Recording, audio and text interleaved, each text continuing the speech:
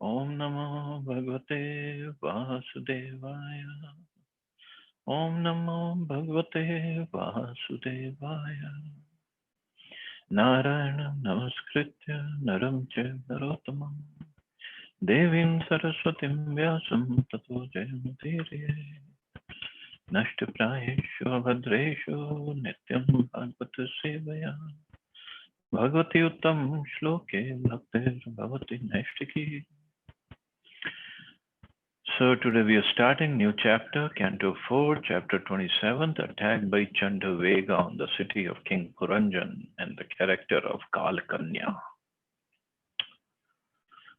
So in the previous chapter, we saw how King Puranjan came back from his hunting trip, and then his wife, Queen, was sad, she was upset, she was angry, and then he tried to pacify her. So the story further continues. Text 1. Naraduvacha itham puranjanam sadryag vasham aniya vibrame puranjani maharaja reme ramyati patim. The great sage Narad continued, My dear king, after bewildering her husband in different ways and bringing him under her control, the wife of King Puranjan gave him all satisfaction and enjoyed sex life with him. After hunting in the forest, King Puranjan returned home, and after refreshing himself by taking a bath and eating nice food, he searched for his wife. When he saw her lying down on the ground without a bed, as if neglected and devoid of any proper dress, he became very much aggrieved. He then became attracted to her and began to enjoy her company. A living entity is similarly engaged in the material world in sinful activities. These sinful activities may be compared to King Puranjan's hunting in the forest. So, if you look at the analogy, then King Puranjan or the soul got under the control of the intelligence. So sometimes in the shlokas, sometimes the intelligence is material, sometimes it is spiritual. So it could go either way depending upon how we look at it. So spiritual intelligence could be in the mode of goodness or beyond that, and material intelligence could be in the mode of passion and ignorance. But here, because it's always oscillating, the modes of nature are always sometimes some mode is predominant, and sometimes the other mode is predominant. So so things keep on changing. So here the intelligence is in the mode of passion and ignorance. So it controls the soul. Soul sometimes comes under the control of the intelligence. And then what happens? Then he's trying to enjoy. But if we look at not the allegory, just as it is, whatever Narad Muni is saying, then it's like what Prabhupada is saying, the living entity is similarly engaged in the material world in sinful activities. And now he has come back home and he's going to enjoy with his wife, because that's what people in mode of ignorance and passion do. A sinful life can be counteracted by various processes of religion, such as yajna, vrata, and dan. That is the performance of sacrifices, the taking of a vow for some religious ritual, and the giving of charity. In this way, one may become free from the reactions of sinful life and at the same time awaken his original Krishna consciousness. By coming home, taking his bath, eating nice foodstuffs, getting refreshed, and searching out his wife, King Puranjan came to his good consciousness in his family life. In other words, a systematic family life as enjoined in the Vedas is better than an irresponsible, sinful life. If a husband and wife, okay, If a husband and wife combine together in Krishna consciousness and live together peacefully, that is very nice. However, if a husband becomes too much attracted by his wife and forgets his duty in life, the implications of materialistic life will again resume. Srila Rupa Goswami has therefore recommended anasaktasya vishayan. Without being attached by sex, the husband and wife may live together for the advancement of spiritual life. So that is the ideal life. The husband should engage in devotional service and wife should be faithful and religious according to the Vedic injunctions. Such a combination is very good. However, if the husband becomes too much attracted to the wife due to sex, the position becomes very dangerous. Women in general are very much sexually inclined. Indeed, it is said that a woman's sex desire is 9 times stronger than a man's. That actually we saw in Kardamuni and Mother Devhuti's story. It is therefore a man's duty to keep a woman under his control by satisfying her, giving her ornaments, nice food and clothes, and engaging her in religious activities. Of course, a woman should have a few children and in this way not be disturbing to the man. Unfortunately, if the man becomes attracted to the woman simply for sex enjoyment, then family life becomes abominable. So there are Vedic rules, regulations for every step of our life. In Grihastha life, husband and wife together. So ideal situations are given, but not too many people can follow those ideal situations. So then the life goes on, and that's what Prabhupada mentioned earlier, some other place, that 95% of men in this life are going to take a birth as a woman next life, and 95% of women in this life will take birth as men next life, because they are so much attracted towards the opposite sex.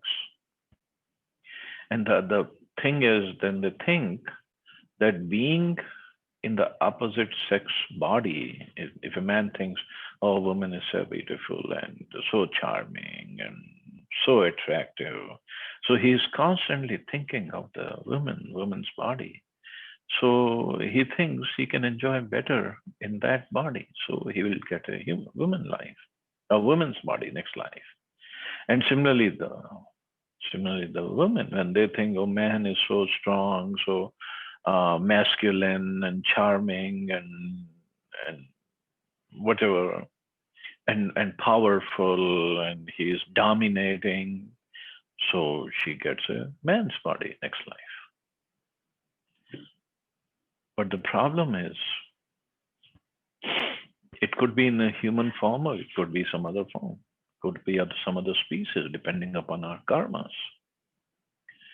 And then the life goes on: birth, old age, disease, and death. Birth, old age, disease, and death.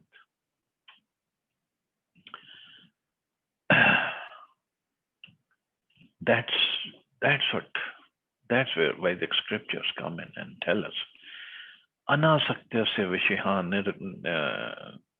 nirbandha Krishna sambandhe yukta vairagyam chitte. So this is what Rupa Goswami has said, that we have to become detached. There's no other way out.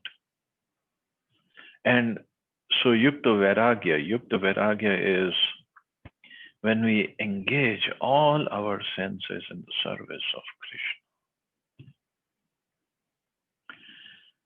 That is the only tapasya in this life that we have to do. Engage everything in service of Krishna. In Kali Yuga, Krishna knew people of this age, day and age, they are so fallen, they have no control over their mind or the senses. So then he gave the easiest process available: chant the holy names. That's all. And of course, to chant the holy names, we have to have some purification. So Prabhupada And of course, in the scriptures it is said, then okay, you follow the four regulative principles. It's not that we have to go to Himalayas, leave everything and go to Himalayas, stand in the cold water or stand out in the sun and do some tapasya. Nobody is asking. So it is made very easy for Kali Yuga because we are more disturbed. We have no control over ourselves in this yoga. The great politician Chanakya Pandit has said, Bharya Rupavati Shatru. A beautiful wife is an enemy. And everybody looks for a beautiful wife. If you look at the matrimonial section of the newspapers, and everybody is advertising, oh, I want a beautiful wife, I want a beautiful wife. This is what Chanakya Pandit says. Why she's an enemy? Because a husband gets too attracted to her and then forgets about the spiritual path. Of course, every woman in the eyes of her husband is very beautiful. Others may see her as not very beautiful, but the husband, being very much attracted to her, sees her always as very beautiful. If the husband sees the wife as very beautiful, it is to be assumed that he is too much attracted to her. This attraction is attraction of sex. The whole world is captivated by the two modes of material nature, Rajogun and Tamogun, passion and ignorance. Generally, women are very much passionate and are less intelligent. Okay, again,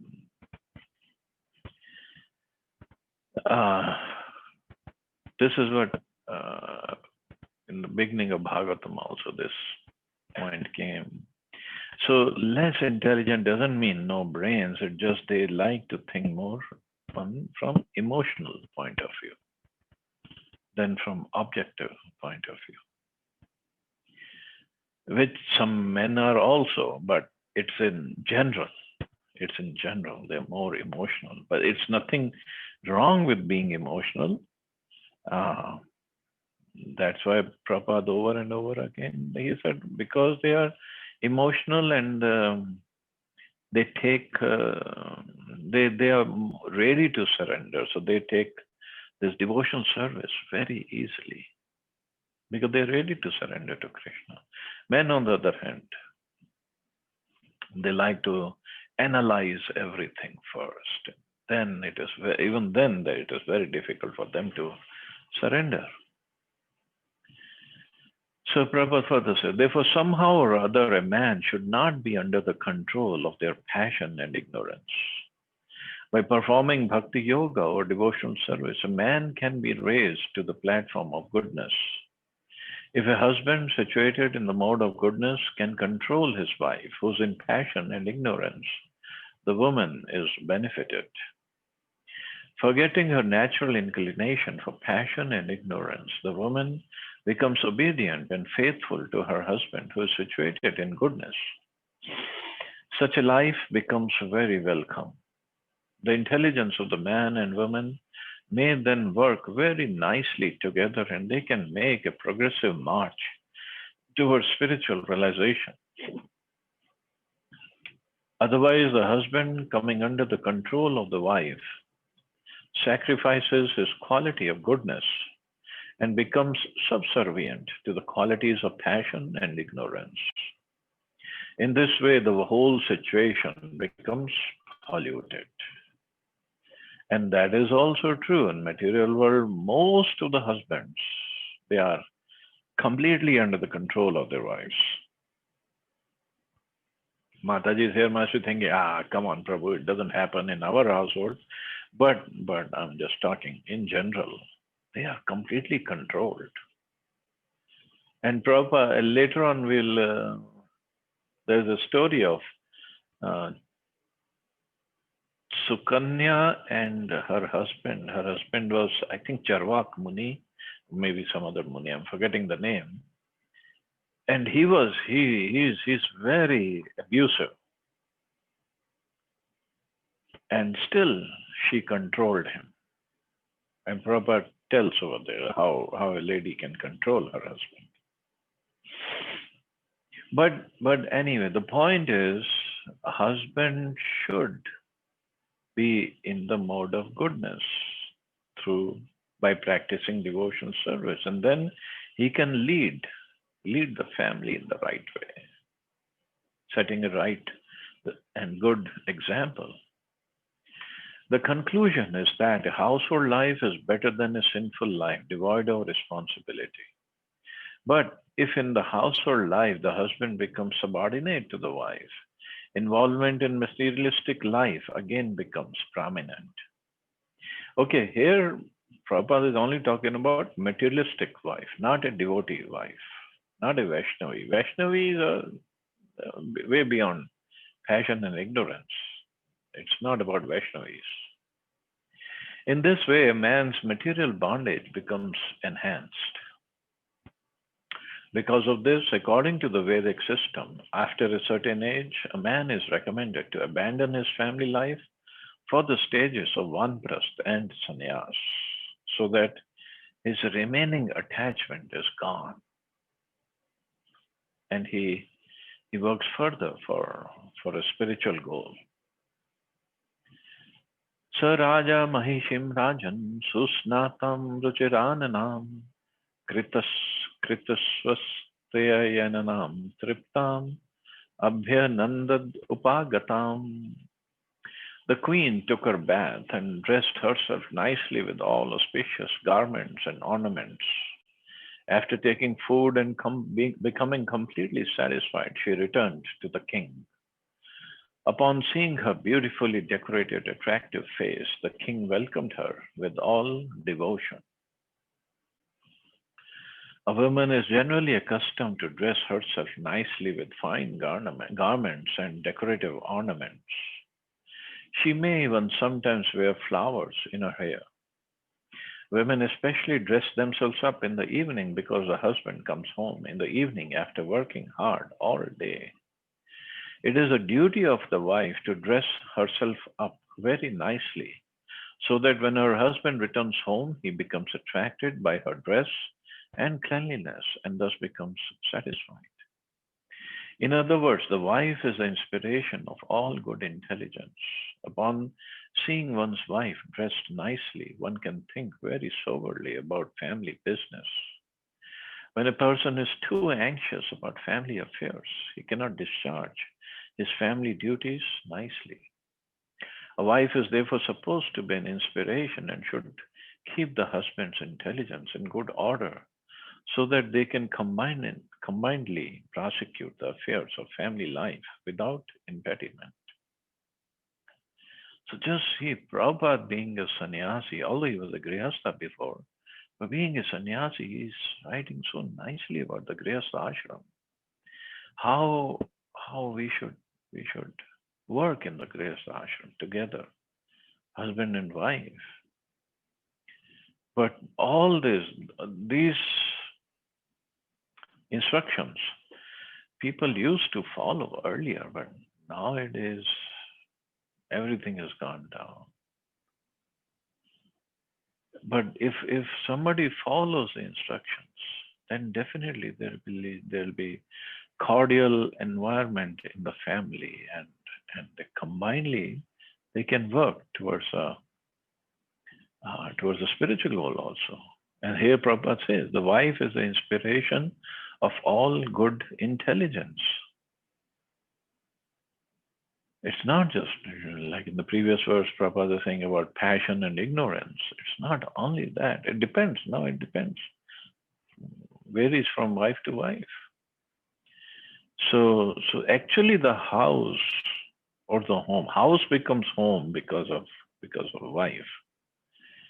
And the home can become just like Bhaktivinoda Thakur used to say that his wife used to take care of the household affairs so nicely, taking care of the kids and the deities and the whole house, that he would say, whenever I come home, I feel like I'm in Vaikuntha. So it's all up to the lady of the house, how she wants to keep the house. But the whole institution of marriage and the household life, and it's just going down the drain these days.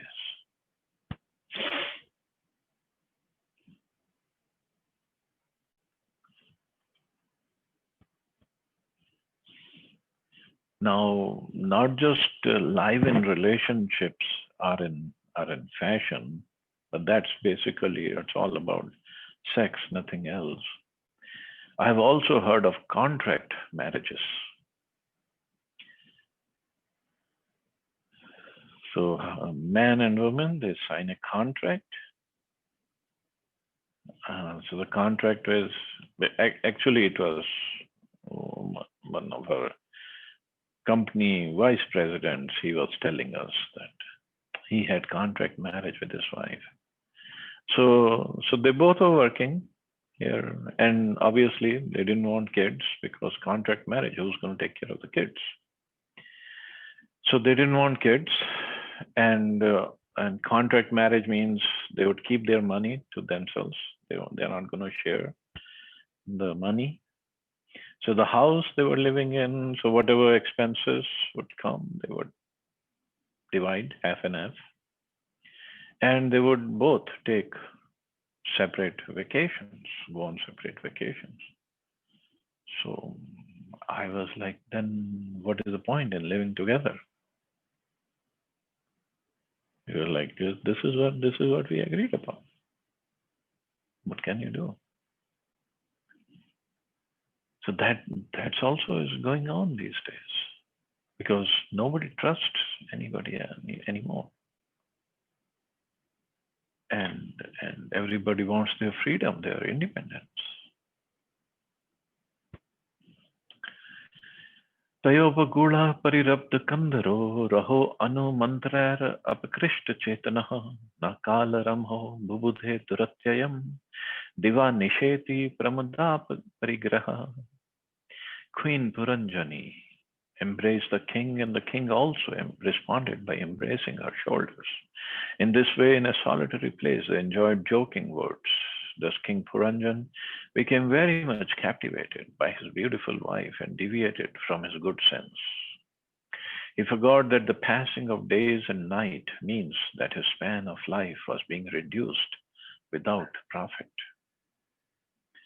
The word pramad in this verse is very significant. A beautiful wife is certainly enlivening to her husband, but at the same time is a cause of degradation. The word pramada means enlivening as well as maddening. Generally, a householder does not take the passing of days and nights very seriously. A person in ignorance takes it as the usual course that the days come and after the days the nights come. This is the law of material nature. But a man in ignorance does not know that when the sun rises early in the morning, it begins to take away the balance of his life.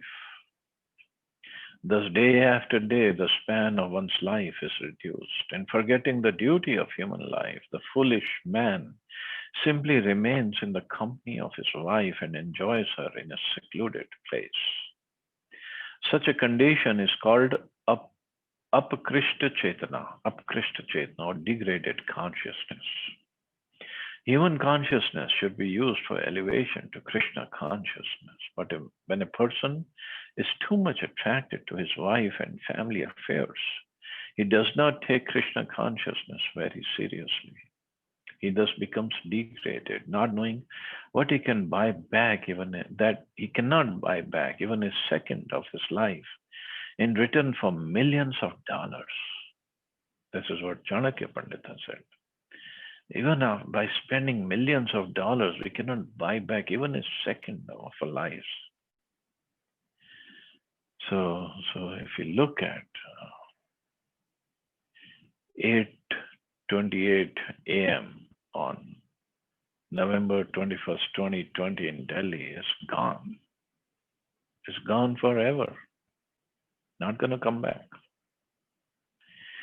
So more time we waste. Just imagine how much money we have wasted. But we don't care actually. We don't look at it this way. We think, well, I have so many days, so many weeks, so many months, so many years left in my life.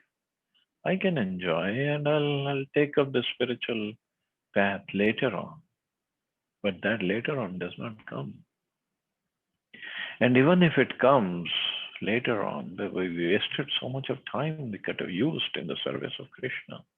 So much time we could have used in chanting the holy names. The greatest loss in life is passing time without understanding Krishna. Every moment of our lives should be utilized properly.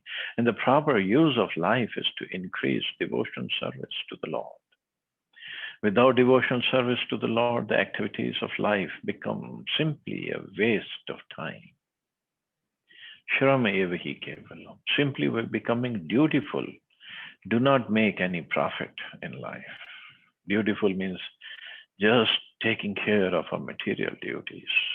And even taking care of material duties, whether it is job or taking care of family, taking care of parents, and working for the community or the society or the state or the city or country, thinking this is my duty and that is my duty. In the end, what do we get? Nothing. And this is what Bhagavatam says. If after performing one's occupational duty very perfectly, one does not make progress in Krishna consciousness, it should be understood that he has simply wasted his time in valueless labor. And in the shloka, it's beautiful shloka. Dharma svanashrita punsa vishwaksen katha suyad na utpadayat yadiratim shram eva hi kevalam. So last line, shram. Then I think it is spoken by Narad Muni. Eva hi kevalam. Eva means certainly, he means certainly, and kevalam means only. So 3 words he used, and all it means is certainly, certainly, certainly, means it's just a wastage of time. There's no doubt about it.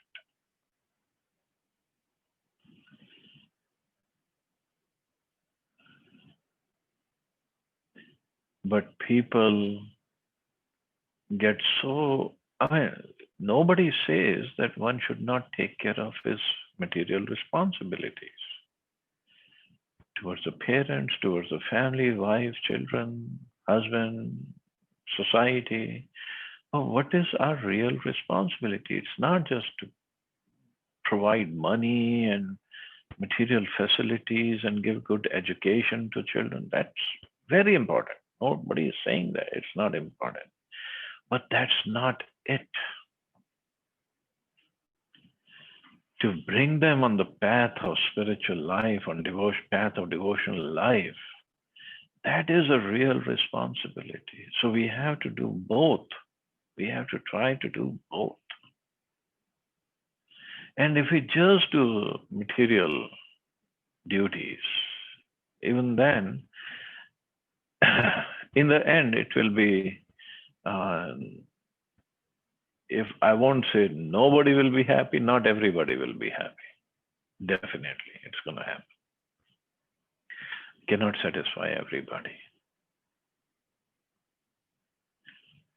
But if we try to give Krishna consciousness, the spiritual life, at least they will have some spiritual intelligence so they can, if not appreciate the hard work of the parents, at least they made some progress.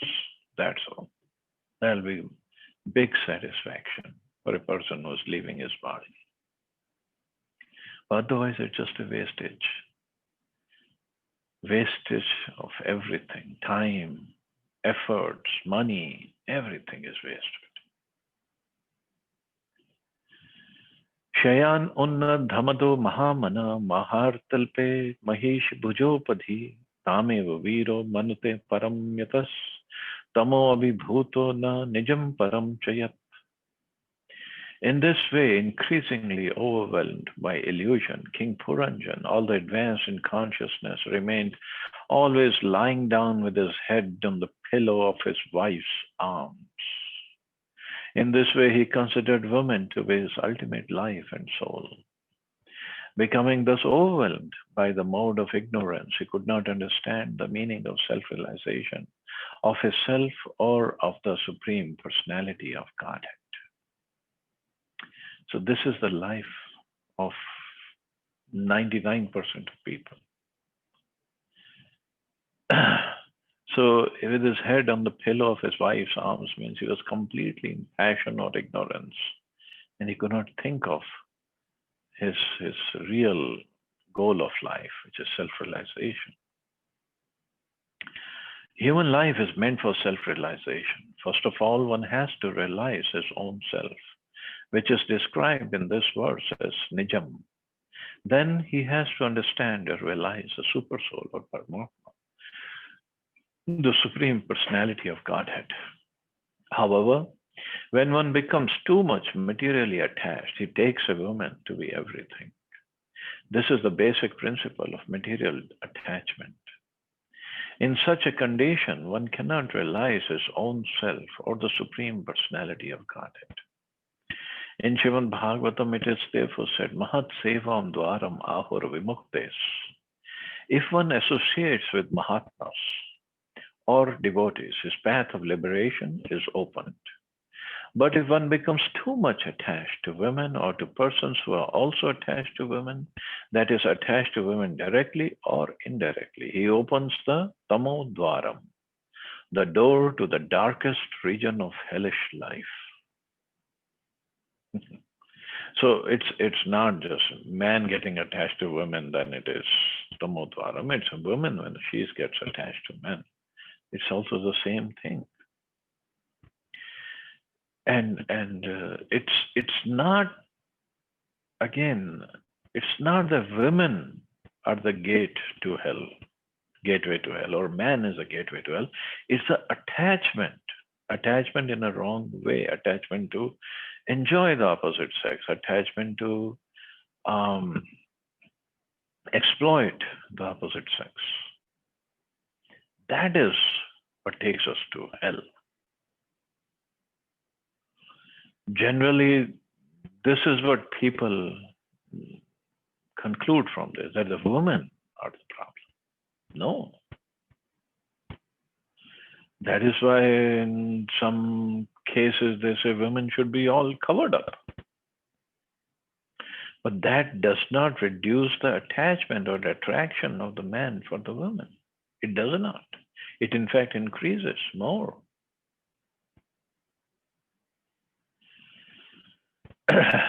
Just like once Gaur Govind Maharaj had given one example. And I'll just convert it into the real way of understanding, because I understood it this way. Suppose I am inclined to say girl, but it's not a girl. Suppose there's a lady, what, 25, 26 years old, young, very pretty, but married and has a child or a son, so say maybe 4 or 5 years old son. So is that woman, or is that lady, although she is very pretty, but is she gonna be a source of sexual attraction for her son? No. The boys of her son's age? No. Because son will look at her as his mother.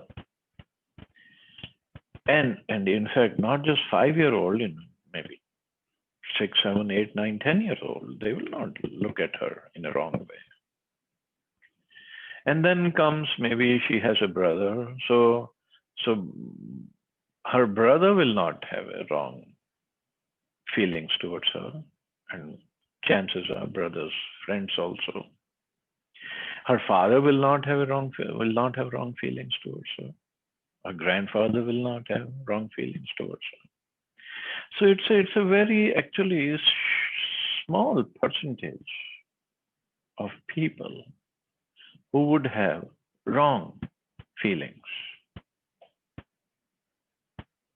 So, so obviously, it's not the body of the lady that's a problem. It's the same body, but many people will not have wrong feelings towards her. So it's a person's consciousness, man's consciousness. That is a problem. So with that consciousness, even if we look at a lady who's completely covered up, say in burqa, we can still have wrong feelings. So it's not the burqa or the lady inside it. It's how my consciousness is. That's what that is gonna. That's the problem. So I have to purify my consciousness, and with the right consciousness. If we remember the story of Shukdev Goswami and Ved Vyasji. So Shukdev Goswami, for 16 years, he was inside his mother's womb. He said, "I'm not going to come out because I'll be covered up with Maya. As soon as I come out, I'll get entangled." And Krishna had to come out and tell him, "No, no, no, you will not be entangled. Just come out." So as soon as he came out of the womb of his mother, he just left the house.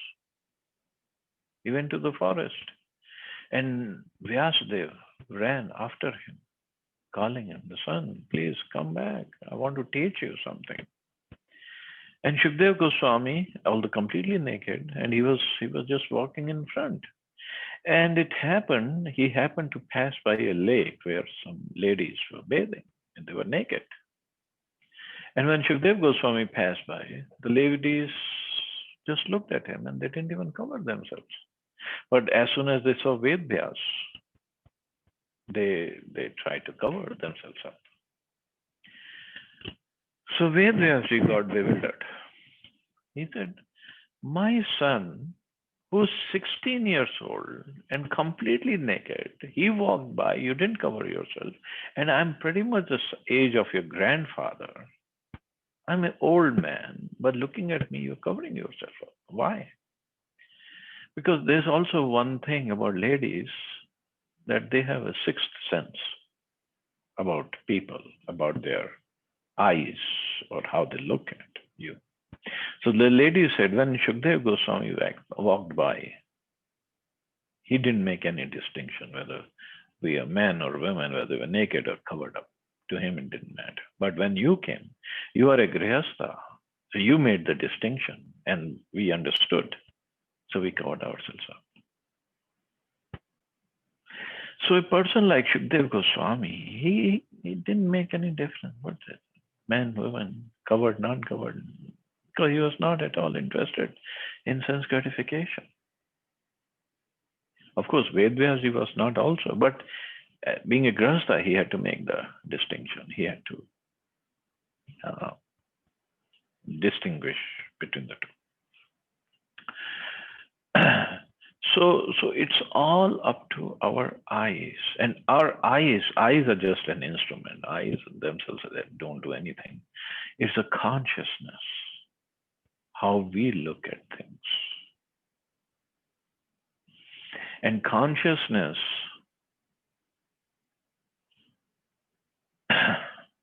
and according to our consciousness, we also think how other people are looking at things. Because we look at them or we judge them based on our consciousness. Atmavat manyate jagat. If I am attached or attracted by opposite sex, then when I look at somebody else, I will also think he is also attracted or she is also attracted to the opposite sex.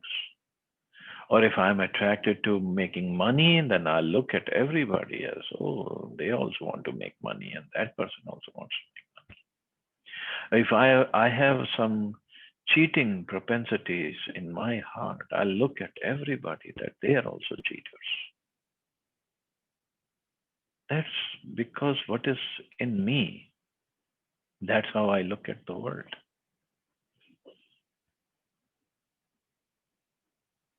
And that's very much true because that covers up my eyes. So we have to actually work on our consciousness, purifying our consciousness. We cannot purify everybody else's conscious. There's no way. We just have to work on ours. Okay. So Prabhupada further says, King Puranjan was a great soul, highly intellectual and possessed of advanced consciousness. But due to his being too much addicted to women, his whole consciousness was covered. In the modern age, the consciousness of people is too much covered by wine, women, and flesh. Consequently, people are completely unable to make any progress in self realization. The first step of self realization is to know oneself as spirit soul apart from the body. So, that is a first step. And actually, if we think, we haven't even covered the first step yet. We are still in the barley conception of life. We haven't gone anywhere. In the second stage of self realization, one comes to know that every soul, every individual living entity is part and parcel of the Supreme Soul, Paramatma, or the Supreme Personality of Godhead. This is confirmed in Bhagavad Gita. The living entities in this conditioned world are my eternal fragmental parts. Due to conditioned life, they are struggling very hard with the six senses, which include the mind. All living entities are part and parcel of the Supreme Lord. Unfortunately, in this present civilization, both men and women are allowed to be attracted to one another from the very beginning of life. And because of this, they are completely unable to come to the platform of self realization. They do not know that without self realization, they suffer the greatest loss in the human form of life. Thinking of women always within one's heart is tantamount to lying down with the women on a valuable bedstead. The heart is a bedstead and it's the most valuable bedstead. When a man thinks of women and money, he lies down and rests on the arms of his beloved woman or wife. In this way, he overindulges in sex life and thus becomes unfit for self realization. So, thinking, not just even practically or physically being with the opposite sex, thinking is also a part of that. So, rather, we should think of Krishna always, bring him to the seat of our heart, make him sit there, just like Hanumanji, when he opened his chest, it was Sita, Ram, Lakshmana over there. That kind of mode, that kind of devotional service is what we have to do. Otherwise, it's always opposite sex and money and power and position. That's all in our heart, and then the ride in the 8,400,000 species of life is waiting for us. तयावं रममाणस्य कामकश्मलचेतसः क्षणार्धम् एव राजेन्द्र व्यतिक्रान्तं नवं वयः. My dear Prachin Barhishat, in this way King Puranjan, with his heart full of lust and sinful reactions, began to enjoy sex with his wife. And in this way, his new life and youth expired in half a moment. In half a moment. His whole youth. Why half a moment? Because when we are so engrossed in enjoyment, whether it is sex life or some other enjoyment, the time passes so fast. That's why it is said time flies when one is having fun.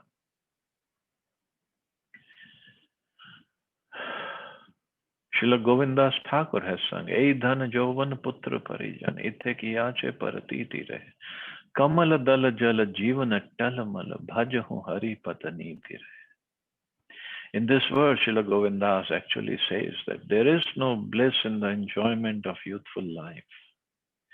In a youth, a person becomes very lusty to enjoy all kinds of sense objects. The sense objects are form, taste, smell, touch, and sound. So youth means whatever we can say, maybe from teenagers life to say 30. And that time the senses are strong, the body is strong, and we really want to enjoy a sensual life. And after that, and then that life, that time goes very fast, very, very fast. And then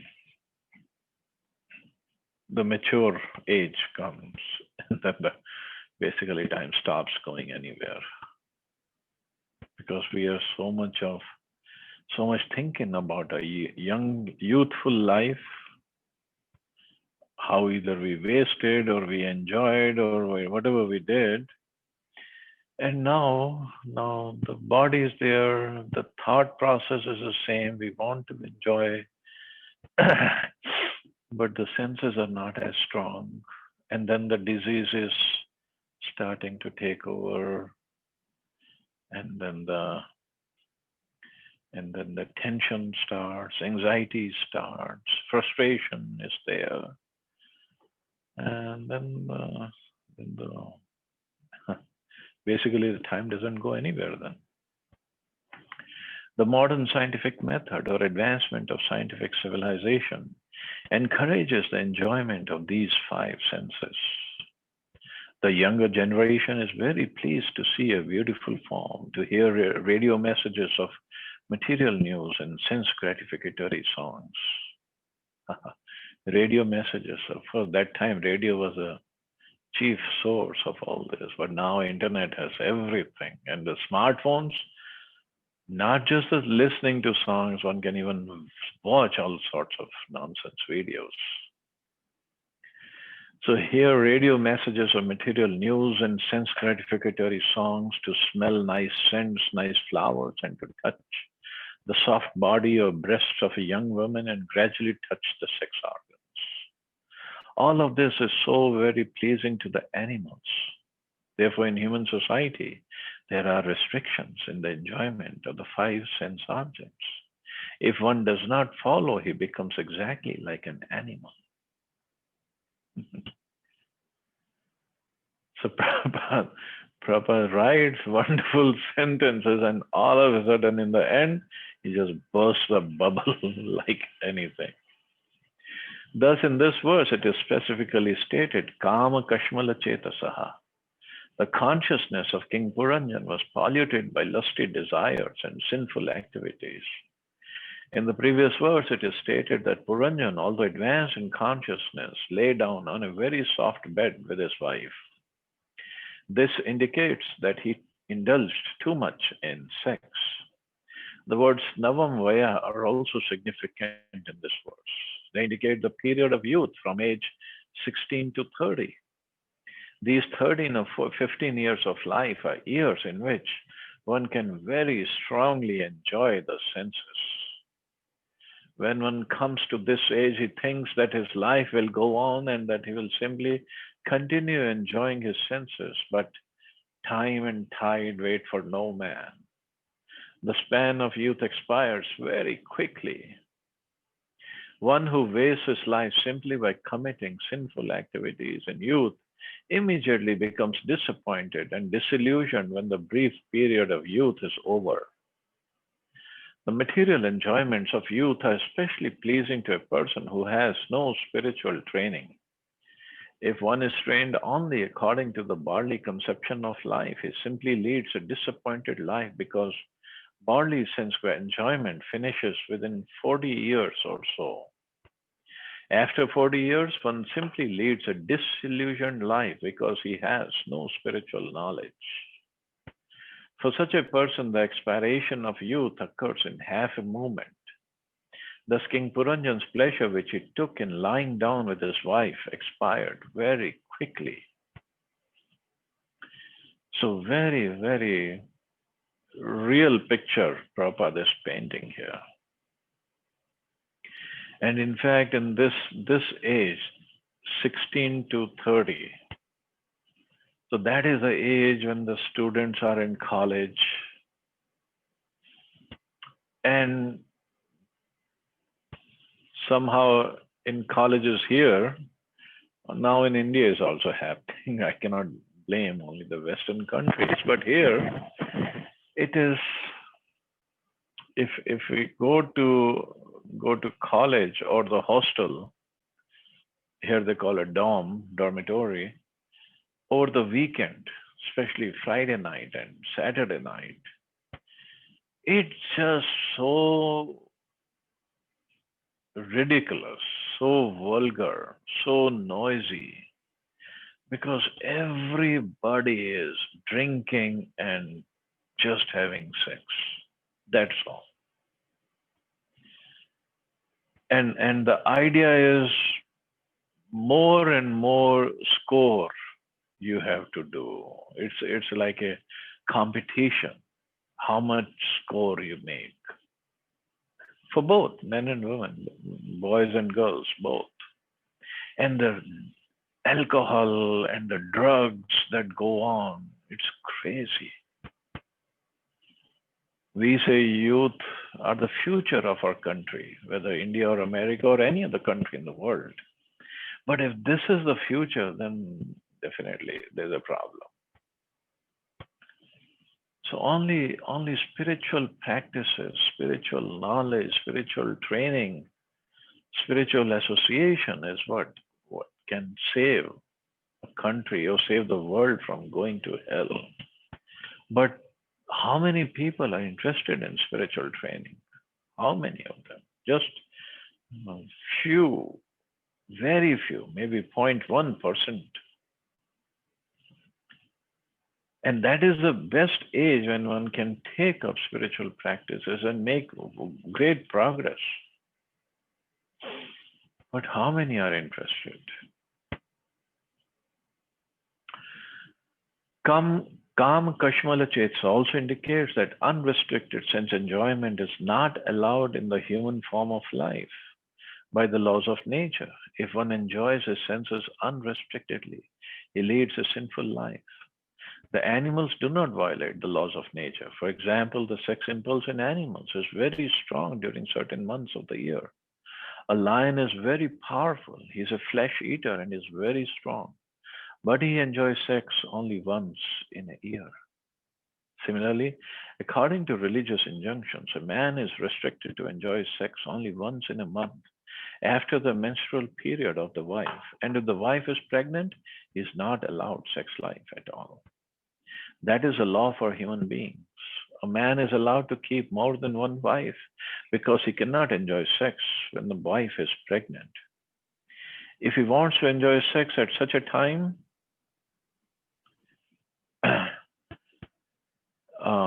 he may go to another wife who's not pregnant.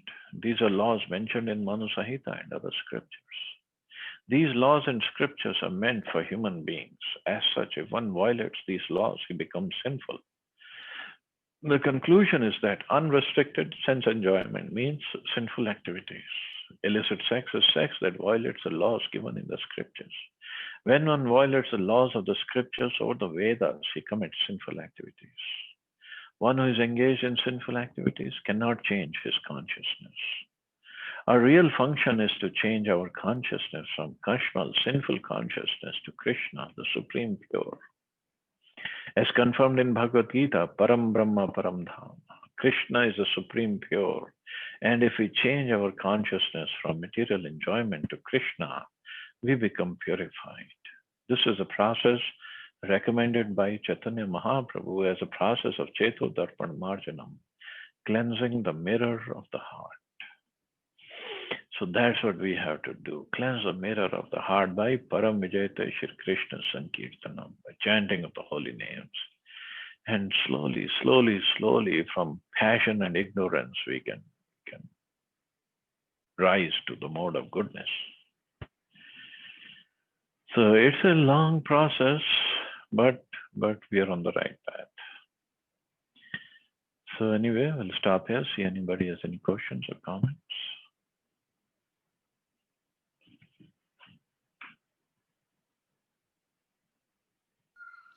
Hare Krishna, Prabhuji. Hare Krishna.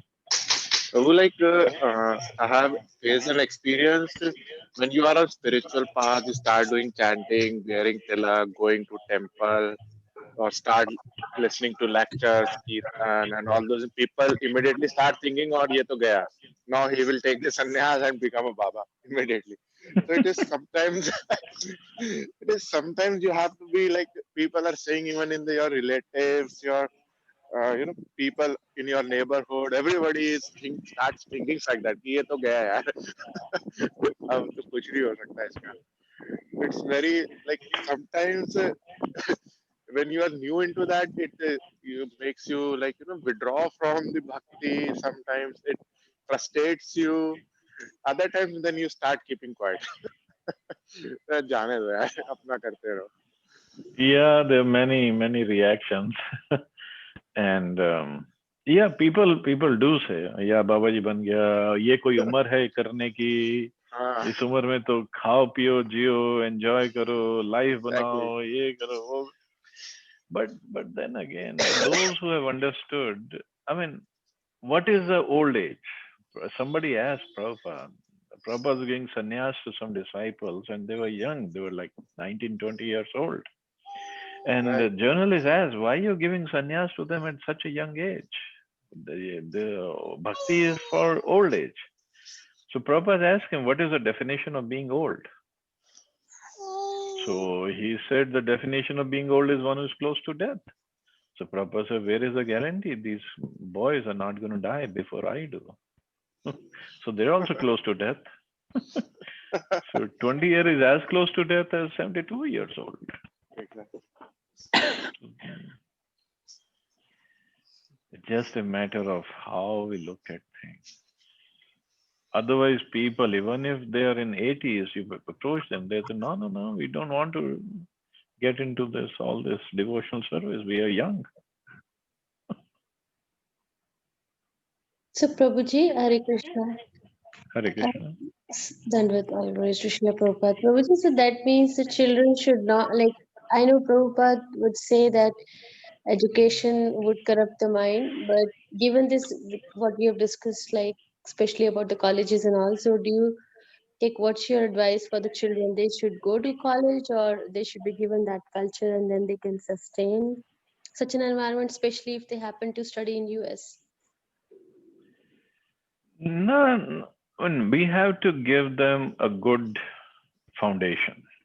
That is a main function or main responsibility of the parents. So good foundation is there, then the children will not get distracted or go here or there.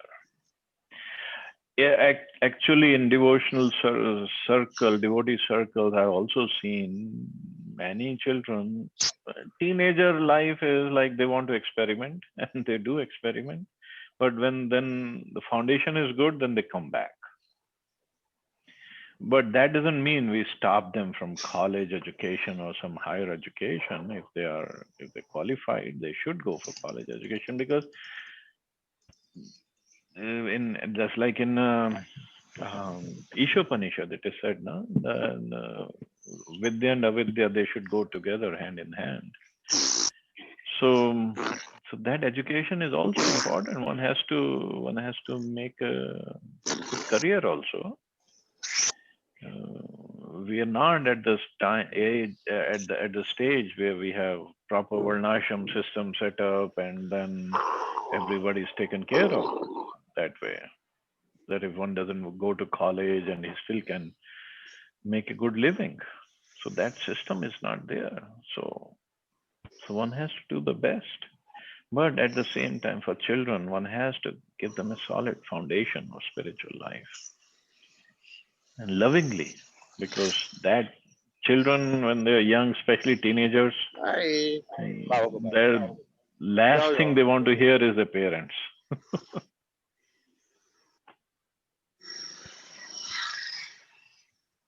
So, Thank you, so Prabhuji. no, colleges is important, higher education is very, very important.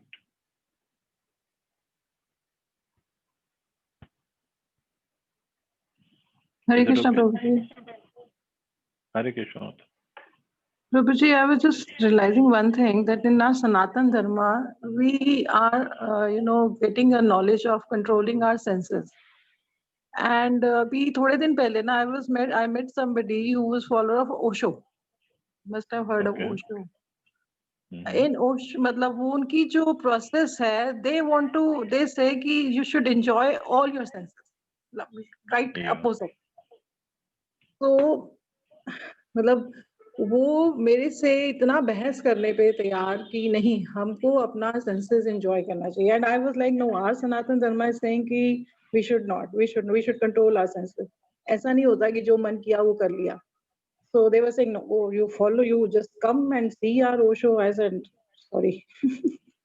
So I was just realizing right now also, each and every line of Prabhupada and our Bhagavad and Gita and Ramayana is all are saying that please you control your senses, because ultimately they'll just drag you to the dark region of Narka. And Actually, how come from also is I like ha- also they are in this. no, I haven't heard Osho that much. There were some of our devotees here in the group who were followers of Osho before. But from what I've heard, Osho, first of all, he was a very good speaker and very good following he had. But what he mentioned was, there are different ways, Pravritti Marg and Nivritti Marg. Okay, so Pravritti means you engage yourself fully, and then you will become frustrated in the end. So you don't want to do this sense gratification. His point was that. So ultimately, it's no sense gratification. But his point is, you engage yourself fully. When you get frustrated, then you think about self-realization. But Prabhupada, what he mentioned was, the senses are like wood or fire, and if you put more and more fuel to it, they'll not get satisfied. You'll not feel frustrated. You want more and more. But ultimately, Osho also says you have to come to the level of frustration, give up everything. You will yourself want to give up everything. But does it happen, Prabhuji? कि ऐसा बोलने से Not और really. Maybe some of his students have this understanding or realization, but not really. नहीं ना? Here, according to Gaudiya Vaishnavism philosophy, which Prabhupada gave, it's not just we keep the senses away from sense gratification. Not that. That's not the process. That is what yogis do. We engage the senses in Krishna's service. We give them higher taste. So we are also doing sense gratification, but it's a spiritual sense gratification. This is what really the senses want. Yes. So we want to give higher taste. You want to eat something? Of course, we don't say don't eat. Eat. Eat the best food, but offer it to Krishna first. That's all. We're not saying don't eat pizza, don't eat rasgulla, don't eat gulab jamun. We're not saying that. Eat everything. Offer it to Krishna. That's all. Sorry, you were saying something, Mata. No, but I was just saying, मतलब this जैसे आप मुझे बता रहे हैं, मुझे उसको ये चीज समझानी नहीं आ रही थी actually. I was not been able to. That's okay. You pray to Prabhupada whenever you come to this kind of situation, and Prabhupada will guide you. Okay. So I was like, I just kept quiet. I said, अब ज़्यादा फायदा नहीं है, झगड़ा हो जाएगा. So कोई वो नहीं. That's So I just okay. Slowly it happens. I was very adamant. No. I said, ठीक है, okay, fine. You do whatever your Osho is saying. उसको कुछ नहीं, प्रसाद खिला देना. हाँ, यही करना पड़ेगा. मैं तो इतना खुंदा गुस्सा आ गया था, मैंने कहा ऐसे बात ही नहीं करनी, छोड़ो. अरे नहीं. Yes, Adit Prabhu, you were saying something? Yeah, who was? I was saying like even I was reading Bhagavad Gita second chapter. It was there like first Krishna was saying like do the karma and you will enjoy either heaven or this world, and then later he immediately switched to like do the karma in a Krishna conscious manner and Yeah. rise above. Even that is clearly stating how to perform these things, karma and all. Yep. Actually, जब ये बात चल रही होती है ना किसी के साथ तो वो आंसर्स इमीडिएटली आते नहीं दिमाग में, हाँ, हाँ. ये प्रॉब्लम हो जाता है. कोई नहीं, slowly. जैसे people here in Krishna conscious, especially the way Prabhupada has set up. I mean, where is anything lacking? You want to dance? Of course, dance. Go in the kirtan and dance as much as you want.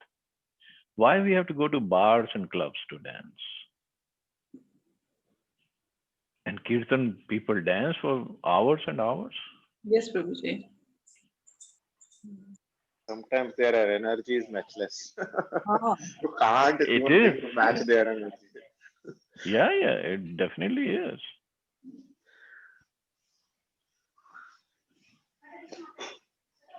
So best sense gratification is in this bhakti. Best. Thank you, Prabhuji. Thank you. Okay, so we can stop here. You all have a wonderful and safe day. Hare Krishna. Jai Srila Prabhupada. Prabhuji. Hare Hare Krishna Prabhuji. Thank you very much. Jai.